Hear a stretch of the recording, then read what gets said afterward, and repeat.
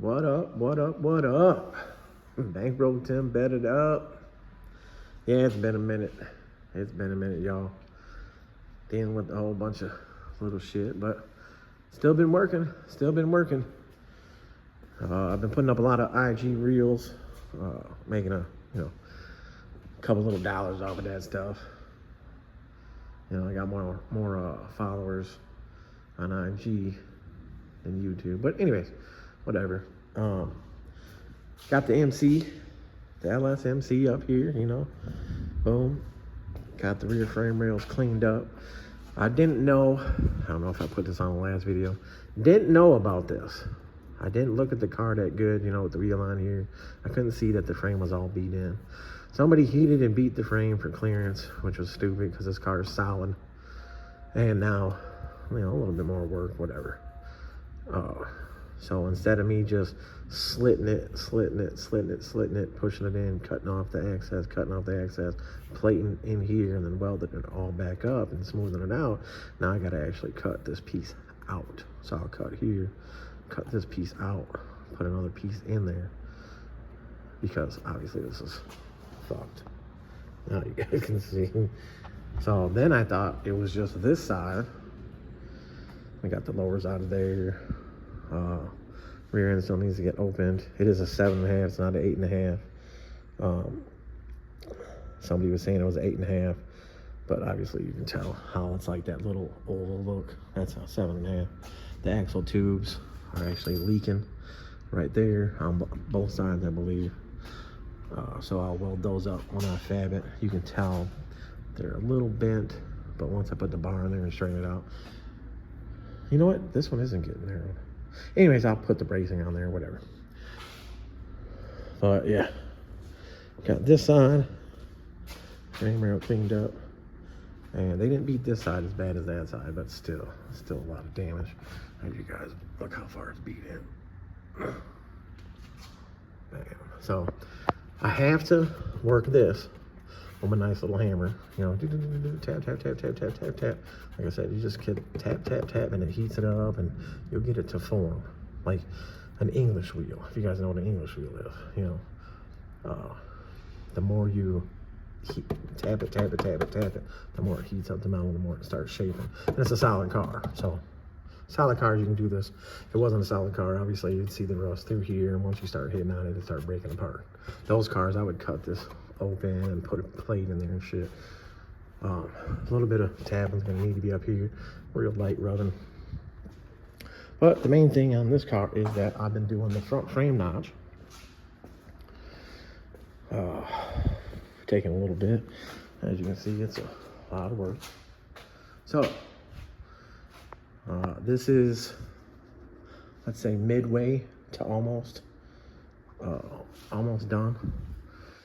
So, as you can see, you guys know, I cut it out, cut the plate out, put the plate back in. This one I decided to fill in everything. So the big ass hole that was here, I filled it in, filled that one in, filled that one in. There was the little ones that were right here, filled those in.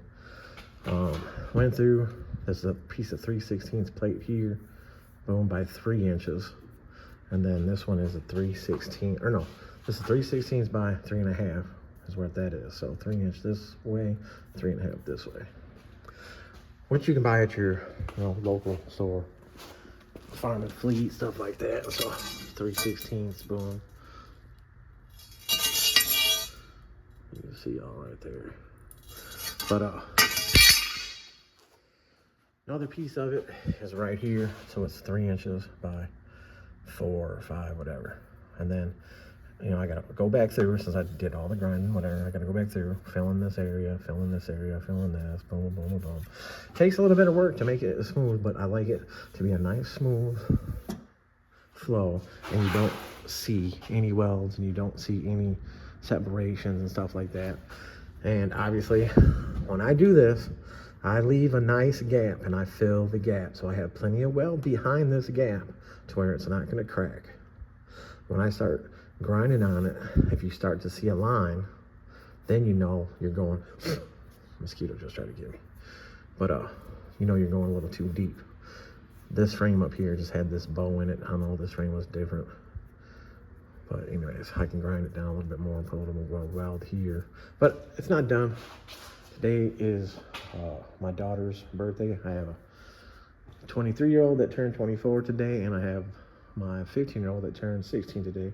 8 years apart to the day. Both were born October 6, 98 and October 6, 06. So about to go out to dinner or something. And yeah. But I figured I'd get a video up, show what's going on. You know, got all the parts sitting here, control arms and all that, the brakes, boom. This side, you see the stand underneath here, holding it up, so the flex, so it keeps the fender gap and everything, which you can see it's gapped, same gap. A lot of people are like, oh, you didn't brace it, all this and that. Too many people that don't know what the hell they're talking about want to open their mouths when they could just, you know, zip it.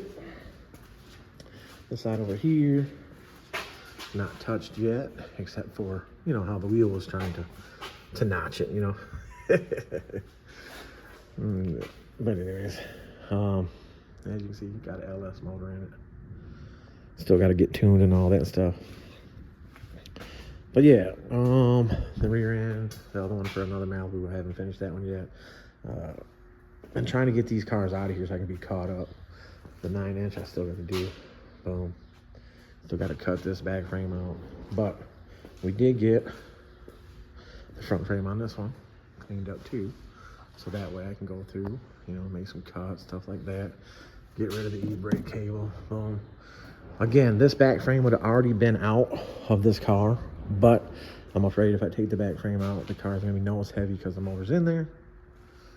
So that's that. The Pontiac, of course, the front frame rails have been cleaned up. So I was trying to get the front of the Monte Carlo done with the notch. And my buddy that helped me out can start bolting the front suspension together on this. Because, you know, once I get this one totally notched, you know, totally fitted, all that, boom, boom, boom, paint it, then it can be bolted up. So while this one's drying with the paint, whatever, I can go over to the Bonneville and notch that front frame out. So that way, that one can get painted, and then that one can be assembled. Then I can come over here to this one, and I gotta, like I said, open the rear end, take the back, take the axles out, take the backing plates off because these are all junk. Take the brake lines off, junk, boom. This one's getting the super drop boxes, getting braced up, getting the cross brace up in the car. So I'm gonna leave the uppers in there, set the rear end where I want it, to be able to cut all this shit. Well, I mean, I'll get all this shit cut off of it first. All the stock shit, that, boom. Get the tube all cleaned up, so that way I can set the rear end at the ride height that I want, boom, and I can set the boxes on here, weld it all up, put the brakes on there, boom. Then we can get it put back together. I'll get that frame notched. So hopefully here in the next couple days, week, whatever, I got some things, like I said, I got to do right now. I got some things I got to do tomorrow. So Saturday, I got a family thing too. So come in, do a little bit of work, leave. So I should be able to get this front. I mean, this is a lot of work, guys. This is a lot of work. To sit there and cut that frame out and know where to cut it and get the piece out of there and then trim the frame back, then fit the piece in there and then trim the top off and then fill it. I mean, it's a lot of work, you know, and especially it's one person doing it all. A lot of people are like, well, what about these cuts up here? You have to cut the plastic. You have to roll this metal over. But I'll get in here and I'll clean it. You know, it's all flaky. I'll clean it with the grinder, maybe with the drill with the bristle head brush on there, clean it, and then tap it a little bit more if some high spots or whatever. And then when I paint the frame rail, I'll paint the whole wheel well. I use a scuff pad on this, scuff the whole inner. Boom. I use that semi-flat paint, which looks very nice. It's not too shiny, it's not too flat. Like I said, this is my signature thing here. The stock plate that goes here is like a stop plate for the stock control arm. So the aftermarket control arms have that little rubber stubber, and they hit here too. But you want all the travel that you can get, and being that the car sits higher than stock, you know, you want the clearance. So that's why I go through and get rid of that little bump stop plate, whatever you want to call it. But yeah, I've been getting it in and trying to keep the place clean too. As soon as these two are out the door, I'll be able to put time into this, get my red car on this lift, and then bring in a job on the front lift and make it in and out, and put time into this. So that way I can get this one out of here too in good time. I know it's almost winter, but this car's a lot of work too. But yeah, all right, y'all. That's basically all I got. Made you guys wait, what, 6 days, and all I got is a basic, you know, a basic frame notch. I mean, come on, could have done that in one day, both sides. All right, y'all. Don't let this shit happen to your whip. If your whip's clean, this and that, and you put the wheel on there and it's hitting, don't let people heat and beat your clean ass car. This car is super, super clean, and it's rare for the LSMCs. The LSMCs, for some reason, you would find one with a clean ass outer body, clean ass rockers, all that, and then the whole structure of the car would be rotted.